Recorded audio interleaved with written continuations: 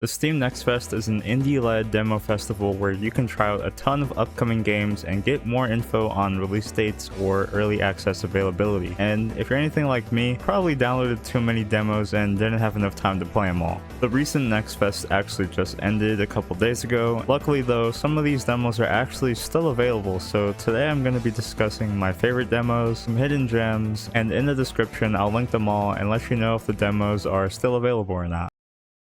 Hollow Body is a tech noir survival horror that definitely takes huge inspirations from the progenitors of the genre such as Silent Hill and Resident Evil. It's got everything: the fixed camera angles, puzzles, resource management, holes. This game felt like a true modernization of some of the classics with the fixed camera angles and stiff combat. That's not a slight, that's just kind of how these games operate, but featuring beautiful environments, a wonderful ambient soundtrack, and really good voice acting. Something you refuse to deny.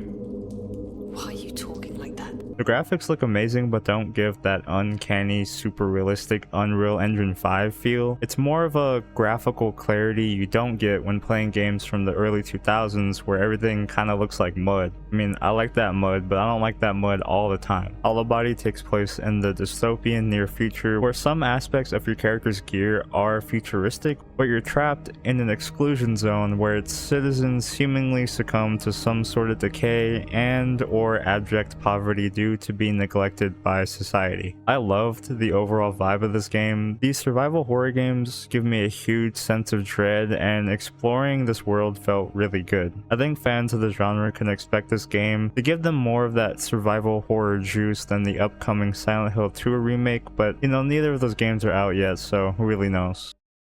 Another survival horror I played was Blood Typers, a 4-player co-op adventure game. This one is also a roguelike, so it has procedurally generated areas that have different puzzles and loot scattered all around. And also you have to type to do everything, to move, to loot, to attack. It was a bit disorienting at the start, but I quickly fell in love with it. I love playing web-based typing games like Type Racer or Monkey Type, so of course I had to check out this really cool blend of genres. The game's actually pretty challenging. There are typing difficulties and actual game difficulties you can set, items you can pick up which give you harder words to type, and figuring out how to actually navigate the level while doing all this typing can be difficult to manage. I love that it's also multiplayer with proximity chat. A group couldn't get the in-game voice chat to work, but it was still a lot of fun. I think Blood Typers has a lot of potential when it comes to different generated puzzles, levels, loot, and even different character perks, so I can't wait to see the full release and see what else to add to this game.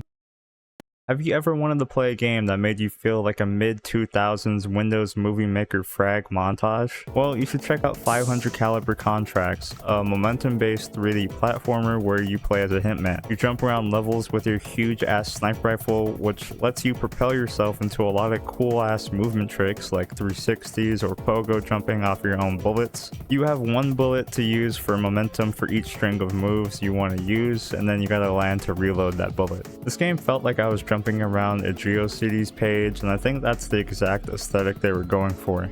I like the uncanny vibe and the very off-putting dialogue. It reminds me of a fucked up 2000s Cruelty Squad Mario Odyssey abomination. You know, even though I'm not really a 3D platforming guy, I might have to pick this one up when it comes out. Pawn Planet fulfilled the wish I've had since I was a small little boy. A Pawn Stars and Storage Wars video game. The premise of the game is pretty simple. You own a pawn shop, you barter with weirdo aliens to buy and sell items, you can fix up hidden gems to up their value, buy storage lockers to fill your store up, shoot and kill aliens to loot their corpses. I like tycoon or glorified job simulator type games, and while Pawn Planet is a little jank, I found myself having a lot of fun looking at the stats of each customer and trying to upsell my stock to them. I'm not sure how much more content is planned for this, but I think it could be pretty fun. Another job simulator I played was Uncle Chop's Rocket Shop. This roguelike fix-em-up is a one-player keep talking and nobody explodes on alien crack. Right off the bat, I love how esoteric the mere premise of this game is. As an interstellar mechanic, you do your job by interacting with a variety of tactile modules, reading from your grimoire to learn how to diagnose problems and how to actually interact with the module itself. If you never played the aforementioned keep talking and nobody nobody explodes. It's pretty similar in that you have to press buttons or flip switches in certain ways, use tools to fix wires, or do a multitude of different actions in different ways. You get paid more based off how well you do and use the money to pay rent and purchase upgrades for your tools or to outsource more work. I believe there's also a roguelike meta currency you can use on your future runs, which is pretty cool. The art style is pleasing, the humor is dry and a bit dark, and being eternally bound to a mechanic job is pretty fucking hilarious. I love the main idea of this game. I wanted to do a few more runs, but I could just get the feeling that I was going to spend hours on this demo learning how to do each little mini game, and I wanted to try out more demos. So I think Uncle Chop's Rocket Shop is cool as hell, and you should definitely check it out. Now, this one was a bit of a sleeper hit. You know, my friends and I like to prowl the multiplayer section of these demos just to mess around. Sometimes we play bangers, and sometimes we find slop, to put it lightly. But Mythical Party was unexpectedly a lot of fun. It's a 2D 4v1 party game in which 4 raiders are tasked with fighting a mythical creature. The raiders have a rotating wheel of weapons, and the boss has a kit of spells and abilities to try to kill all 4 raiders. We started off having fun learning the game's mechanic and figuring out how to even win as the mythical, because the game's balancing is a bit jank. But then we started strategizing and making up tier lists of bosses and weapons as a joke. But we ended up spiraling down the 2-hour play session to figure out which mythical was the best. I think this game was actually a lot of fun, and the concept itself has a lot of potential. The balancing is a bit raider-sided due to the power-ups that spawn and the general power level of the bosses. No matter how hard we tried, we cannot win a single game as the turtle. But I think I'd be down to check this game out in the future when it releases. From the creators of Void Bastards, I also tried out Wild Bastard, a roguelike blend of a first-person shooter and a tactical strategy campaign. Wild Bastards seems really ambitious. It's a roguelike, but there's an overarching story that incorporates what seems like a lot of dialogue. You take turns to move across a board to visit shops, events, and encounters in which you transport to a first-person scenario where you control your outlaw to complete the battle. You can get loot, mods, skill points for all your party. This game just seems like there's a lot going for it. The combat is a bit slower and tactical. I didn't try the hardest difficulty, but it seemed like it would be a bit easy. As you progress, there are more enemies added to the pool, and I believe there are negative events that can affect your party. From what I've tried so far in the demo, Wild Bastards has a really intriguing premise. I think the future Magica Western theme is fine, the dialogue and voice acting is pretty great, and overall, I hope this game turns out good because it's really interesting so far.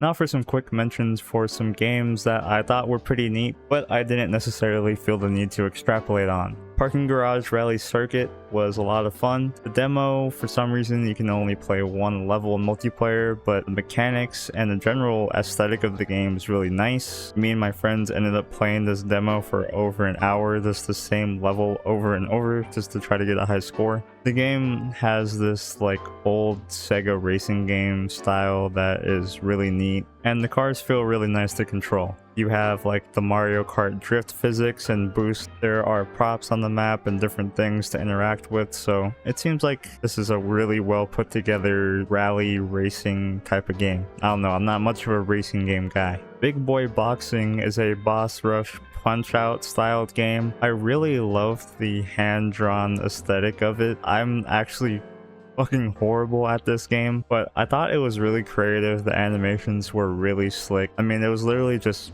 Punch-Out gameplay. I think there's a focus on replay value with the challenges you can do, and the Steam page says you can get upgrades. I also played a run or two of Dyson-Fold, a turn-based dice roguelike dungeon crawler. The only other dice-based roguelike I really enjoyed was Dicey Dungeons, but this game felt like it was offering a different enough experience that I actually want to return to it. The items and companions and all the different skills, it makes me think that there's a lot of different play lines to actually go through this game, and despite it obviously being all based on dice rolls, it actually seems like there's a lot of player agency, so Dyson Fold seemed really cool.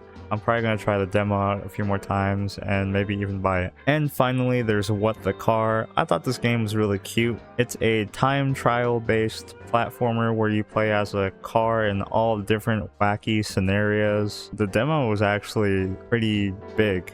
There's a lot of different levels that I played. I don't think I'll personally be grabbing this, but you know, I thought it was funny and worth mentioning. In this modern day of gaming, there's actually too many games to play, especially in the indie space. So it's great to participate in these Next Fest events because you can see a lot of interesting stuff that aren't top level AAA games. There's a hell of a lot of passion in these games. A lot of them are made by one person, and who knows, you might find something you actually really love. So hope that you saw something here today that you're interested in. Leave a like, comment, and subscribe if you want to. And yeah, thanks for watching. Have a great day.